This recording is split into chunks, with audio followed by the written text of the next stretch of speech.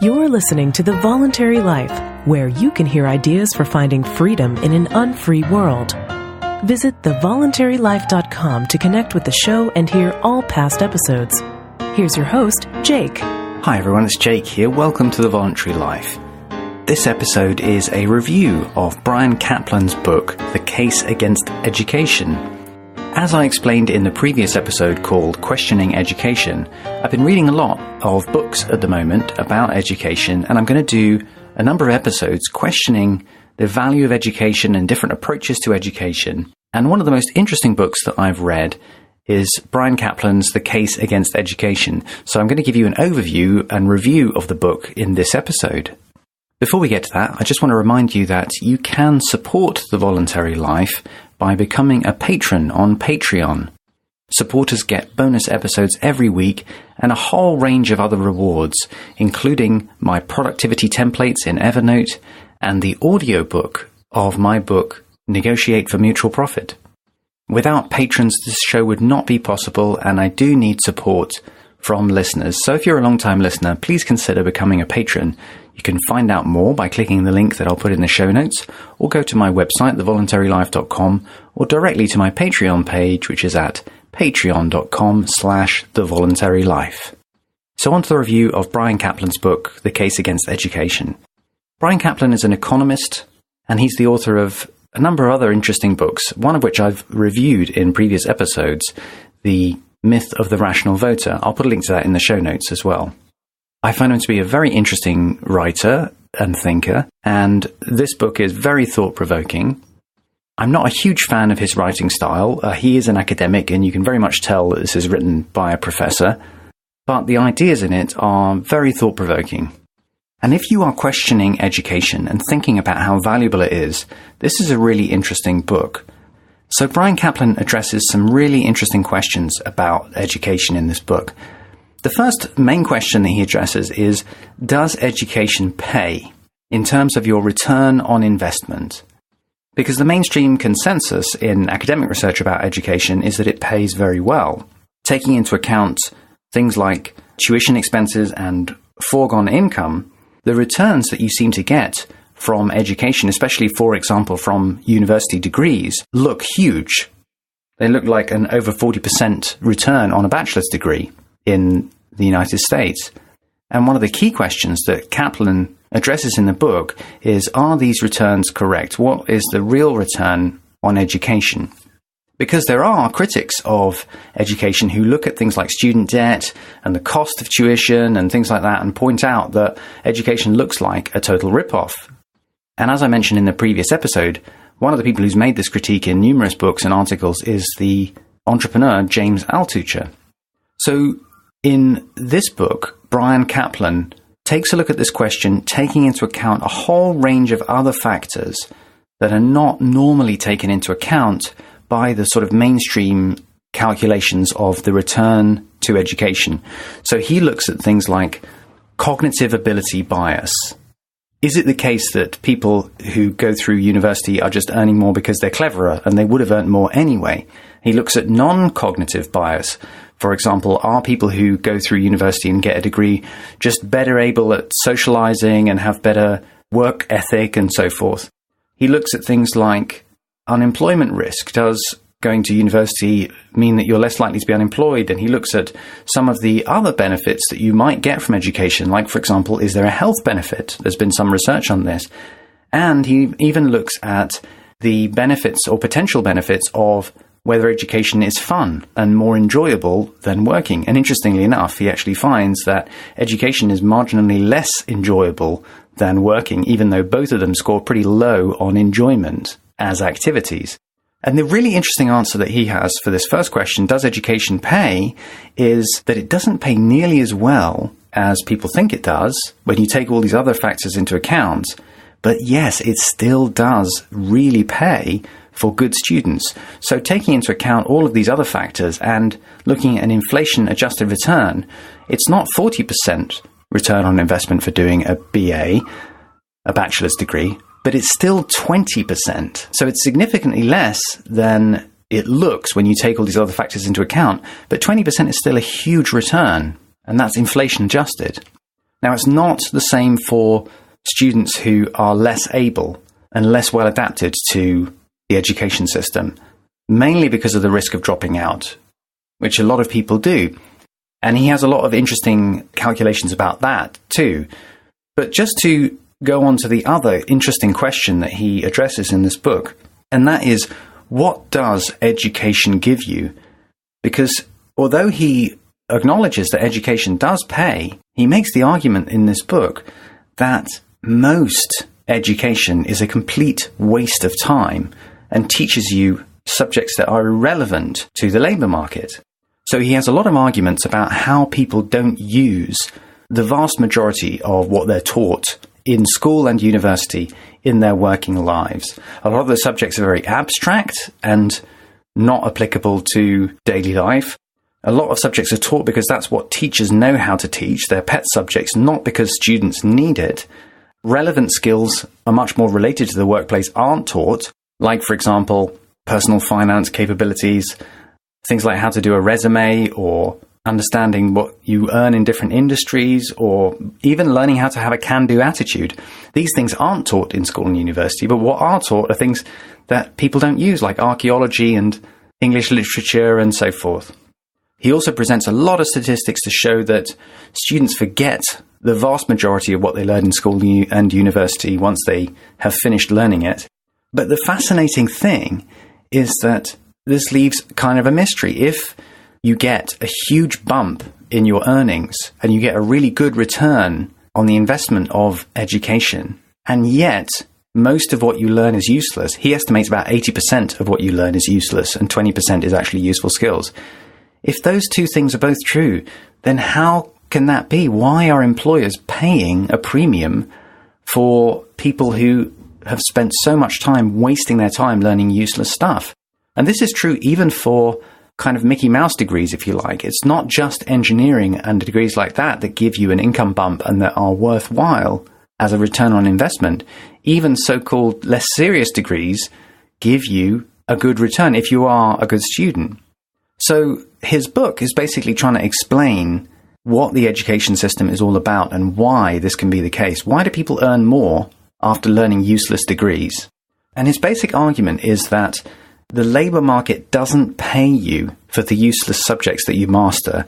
It pays you for the pre-existing traits that you reveal by mastering them. And this is a theory of education called signalling. So the idea is that employers in the labour market can't really tell who the best worker is. So they rely on who sends the best signals. And getting a degree, for example, is a positive signal. And the argument is that it's not just intelligence that you're signalling if you get a degree. Bryan Caplan argues that there's three key things that you're signalling. One is intelligence, because if you pass educational exams, if you get certification like a degree and so forth, you do need to be able to learn quickly and deeply. So it does signal something about intelligence. But there are two other non-intelligence traits that getting educational certificates shows. One is conscientiousness. In other words, in order to get a degree, you have to work on a job and work until the job's done right. And the other is conformity, which is basically the ability to be a team player, cooperate with other people, and obey your superiors, essentially. So the argument that Bryan Caplan has is that in order to understand why people earn more for educational degrees that are largely useless, you have to understand that this is a signaling game, that education is the socially accepted standard way to signal intelligence, conscientiousness, and conformity. You could show these traits in other ways, but if you don't signal them in the standard way through education, then you might be a weirdo. And employers don't have time to work out if you are a weirdo or not. They want an easy way of judging that this job candidate is probably intelligent, probably has a good work ethic, and probably is willing to work with others and to do what I asked them to do without freaking out and bringing their issues to the workplace. Now, if you've ever worked in any organization, you will know that there's no guarantee that a degree is going to stop weirdos from getting into a workplace. And it is a problem. Dealing with people's issues is a real problem for employers. But I guess the argument that Caplan has is this is at least one way of employers being more confident that the person they're going to hire is probably not going to be a total pain to work with. And the idea about this theory is that signaling is important because it's hard to tell whether somebody has a good work ethic from an interview. You know, if you ask someone, do you have a good work ethic? Whatever they tell you is not necessarily going to mean anything. It's hard to tell whether somebody is able to work well with other people. And it's also hard to tell intelligence. So signals become valuable as a way of making a judgment about people, as a way of discriminating. And this is what employers are doing. They're discriminating between people who are willing to jump through hoops and those who are either not capable of doing so or not willing to do so. And the argument is that it makes life a lot easier to hire people with educational credentials for employers. Then the argument that Caplan goes on to make is that once that becomes true, there's a sort of inflation that kicks in, which is that if you want to be even more employable, then you will get even more education to show that you're even better than the rest. So in other words, people not only get a degree, but they get a master's, and they try and show even more of these signals to employers. And his argument is that what this leads to is way too much education. So as a whole, people are spending far longer studying useless stuff than anybody really needs them to, because what people are learning in school and university is generally stuff that they immediately forget and don't use. But because the whole point of the system is not to teach you valuable skills, but to certify that you are employable, that you're not somebody who has so many personal problems and difficulties with life that you can't jump through basic hoops like exams, because that's the purpose of the educational system, it doesn't matter if the stuff that you study is kind of useless. And everybody gets stuck in this runaway educational bloat. And Caplan has an interesting analogy to explain this. He says, think of it like this. If you give a diamond engagement ring to show how important the other person is to you, you're giving this signal through the value of a diamond engagement ring. But if everybody was given a free diamond engagement ring, then you'd have to use something more valuable than diamonds in order to signal the same thing. And his argument is that that's what's happened with education. It's a system for certifying and ranking employees, essentially. And because it's a system for ranking employees, it's a sort of win-lose proposition. It can't be the case that everyone has an A grade and everyone has a first-class degree and everyone has a PhD, for example. Because if that were the case, then A grades and first-class degrees and PhDs would be useless for employers. So when more people get degrees, all that happens is that everyone spends longer demonstrating the same thing that they would have demonstrated before in less time. So that's his assessment of how the education system got to be the way it is today. Education ultimately, according to Bryan Caplan and according to this way of looking at it, education is not about learning useful skills. It's about jumping through hoops, and it doesn't matter if the hoops that you jump through are completely useless.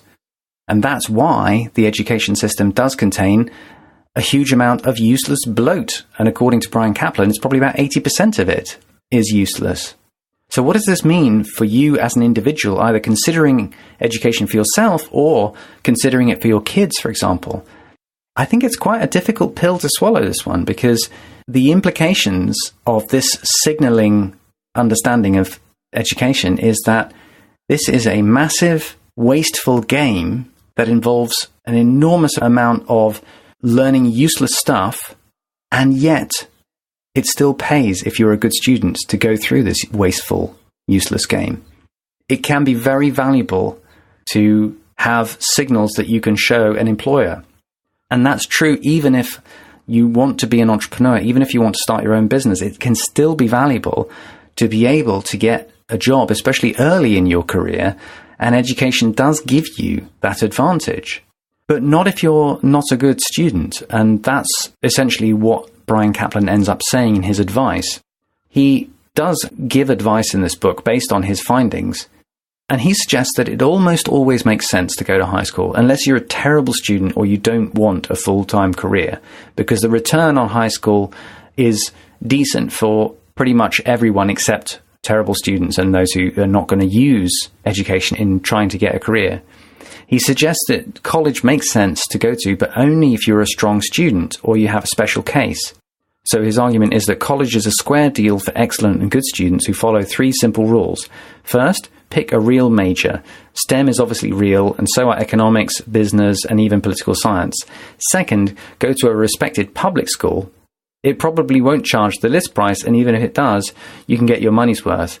Third, toil full-time after graduation. Working irregularly after finishing college is like failing to harvest the crops you plant.